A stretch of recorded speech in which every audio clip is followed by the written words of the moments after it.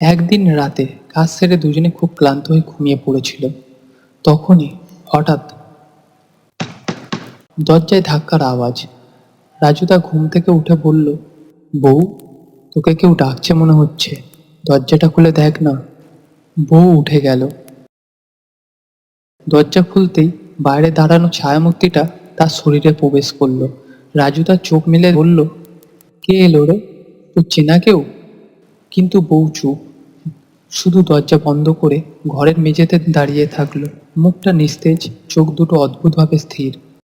রাত গভীর হতে হতে রাজুদা হঠাৎ দেখতে পেল তার বউ একা বসে সব পরোটা খাচ্ছে। রাজুদা চমকে উঠে বলল, বউ, এত রাতে পরোটা খাচ্ছিস কেন? বউ মুখে এক অদ্ভুত হাসি নিয়ে বলল, আমার খিদে পেয়েছে, পরোটা চাই, অনেক পরোটা চাই। তার চোখে এক অদ্ভুত লাল আলো জ্বলছিল।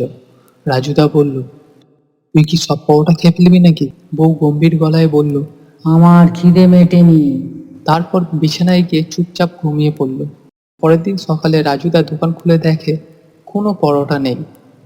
আরে, কালই তো 50টা পরোটা বানিয়ে রেখেছিলাম, কোথায় গেল? বউ কেবল হালকা হেসে বলে, হয়তো ইঁদুরে খেয়েছে। কিন্তু সেই হাসি, সেই চোখ দেখে রাজুদার গায়ে কাঁটা দিয়ে উঠল। রাত হলো, এবার রাজুদা ঠিক করলো ঘুমাবে না, গিয়ে দেখবে সব কিছু। ঘড়িতে রাত 2টো। আবার সেই দরজা ধাক্কা শব্দ। বউ উঠে গেল, দরজা খুলল, ছায়ামূর্তি আবার তার শরীরে প্রবেশ করলো।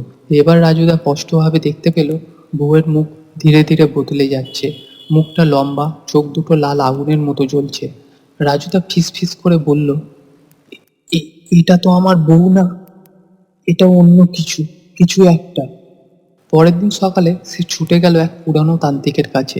দয়া করুন, বাঁচান বাবা। তান্ত্রিক মনোযোগ দিয়ে সব কথা শুনল, তারপর বলল, ওরে, ও তোর বউ নয়, ওকে ভূতে ধরেছে।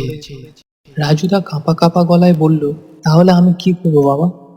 তান্ত্রিক গম্ভীরভাবে বলল, আমি আজ রাতেই তোর ঘরে যাব, তোর দোকানের সামনে সবকিছু করতে হবে। রাতে তান্ত্রিক এলো, সঙ্গে ধূপ, গঙ্গাজল, আরো কিছু জিনিসপত্র। তান্ত্রিক এসে বলল, আমার যজ্ঞ শেষ হওয়া না পর্যন্ত কেউ উঠবি না, এখানেই বসে থাকবি চুপ করে। মন্ত্র পড়া শুরু হলো।